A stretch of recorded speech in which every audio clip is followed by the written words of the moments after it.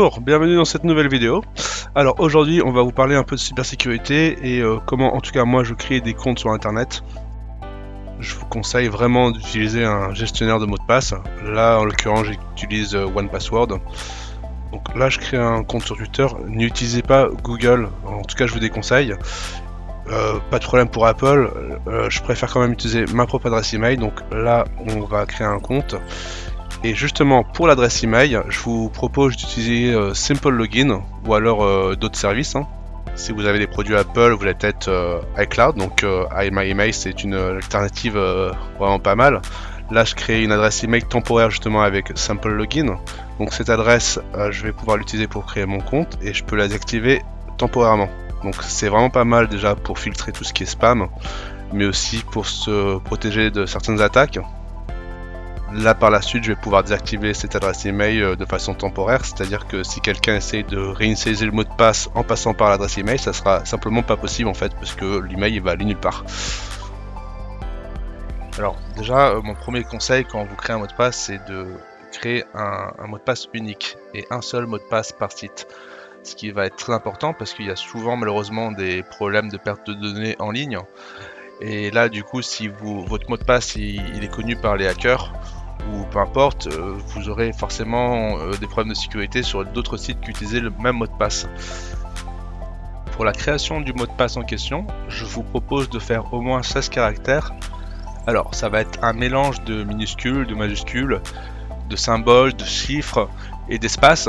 Ça va dépendre vraiment du site en question parce qu'ils n'ont pas tous la même politique en matière de mot de passe. Moi en général je fais le plus possible.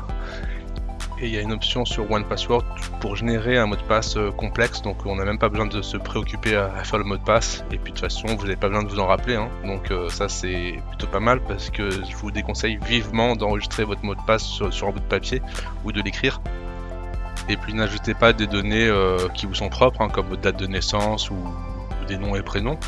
D'ailleurs, moi je vous conseille vraiment de faire un charabia en fait et de pas mettre de mots dedans parce qu'il pourrait être beaucoup plus facilement décrypté par un hacker avec des attaques surtout par dictionnaire. Après, ce qui va être vraiment important, c'est de mettre en place la vérification en 2 étapes. Le SMS, faites-le si possible, mais je vous le recommande moins parce qu'il y a des attaques fréquentes avec les codes de vérification par SMS.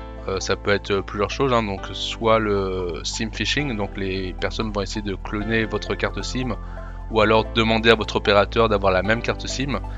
Et je sais que ça semble bête, mais ils y arrivent très souvent. Donc c'est pour ça que je vous propose de passer par une clé de sécurité physique, alors ça c'est le top.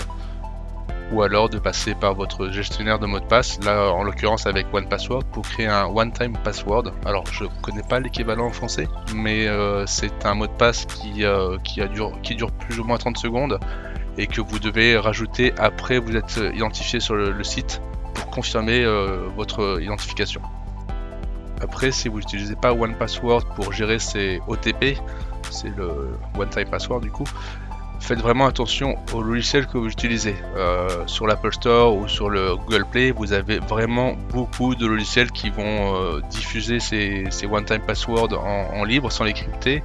Et vous avez des logiciels qui concrètement vont garder ces mots de passe et les partager à d'autres. Donc faites vraiment attention au logiciel que vous utilisez. Après, j'ai d'autres conseils qui sont un peu plus évidents, mais mettez à jour vos systèmes dès que possible. Il faut faire d'ailleurs des mises à jour régulières pour contrer les failles de sécurité. Et puis quand vous créez des comptes en ligne, la plupart du temps, personne ne vous oblige à donner des informations précises. Vous n'avez pas besoin de tout donner. Si vous n'avez pas besoin de mettre votre numéro de téléphone, ne le mettez pas. Votre nom et prénom, certes vous pouvez le mettre, mais vous pouvez très bien mettre que votre prénom et puis par exemple la première lettre de votre nom ou des choses comme ça. Vous n'êtes pas obligé de tenter toutes vos données personnelles sur internet. Du coup, si un jour il y a un problème sur ce site là, vos données personnelles ne seront pas disponibles sur internet, en tout cas pas à cause de cette attaque.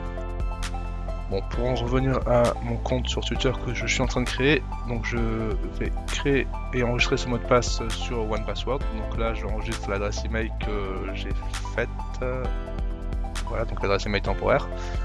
Et donc là je vais générer un nouveau mot de passe. Donc je mets 100 mots de passe, c'est un peu exagéré mais bon moi j'aime bien. Et je vais mettre des nombres et des symboles. vous pouvez très bien en générer d'autres hein, si vous voulez, vous avez l'option d'en générer plusieurs, et donc voilà. Là ce qui est important c'est de mettre l'URL du site internet en question.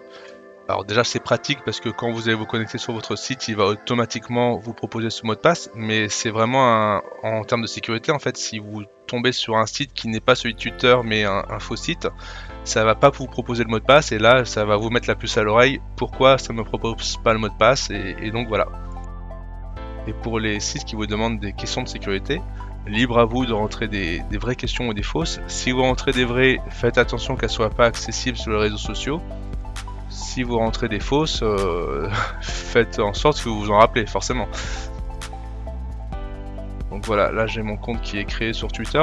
Il y a des options à faire en plus. Donc comme je vous parlais tout à l'heure, les two-step verification, donc la vérification en deux facteurs. Donc je vais aller dans sécurité et moi je vais ajouter ma clé de sécurité physique. Donc c'est une clé qui est pratique, mais forcément il faut l'avoir à portée de main. Vous pouvez aussi passer par le one time password. Donc là vous pouvez simplement copier le mot de passe et en tout cas la clé et l'ajouter sur one password. Donc voilà, je la rentre. On peut aussi scanner le QR code hein. Et donc là elle est disponible, donc je la vérifie et ça devrait me confirmer que tout est bon. Et voilà, donc là c'est fait. Et je rajoute ma clé de sécurité physique. Je vous conseille vraiment d'en acheter une, hein. C'est pas une fortune et puis ça vaut vraiment le coup pour le coup. J'utilise One Password, alors c'est pas du tout un sponsor ou quoi que ce soit, mais c'est vrai que j'utilise au quotidien. Après je vais vous faire une prochaine vidéo comment mettre en place vous-même, donc sur votre propre ordinateur ou sur le cloud, Passbot. Donc c'est un autre système. Après c'est à vous de vous poser les questions. Est-ce que je veux un gestionnaire de mot de passe qui est en ligne? Est-ce que je veux un gestionnaire de mot de passe qui est stocké sur mon ordinateur? C'est à vous de juger en fait quel niveau de sécurité vous avez besoin et mettre la balance avec la pratique et ce que vous voulez sacrifier ou pas. Et voilà, donc là je désactive l'adresse email, elle est donc temporairement désactivée et tout email qui est envoyé sur cette adresse ne sera simplement pas délivré. Donc si quelqu'un essaie de remettre à zéro mon mot de passe par email, ça ne fonctionne pas. Et je rajoute des tags, hein, c'est facultatif, mais ça peut être pratique pour retrouver les mots de passe en question sur One Password. Et One Password a une solution assez intéressante pour partager votre mot de passe avec quelqu'un, donc vous pouvez limiter par exemple à 7 jours et ajouter l'adresse email, donc c'est assez pratique. Libre à vous de mettre tout ça en place. Après moi je suis un petit peu parano sur internet, mais je m'occupe de la prévention des fraudes, donc c'est normal. En tout cas voilà, je voulais donner quelques petites actus et puis à bientôt pour une prochaine vidéo. Merci beaucoup.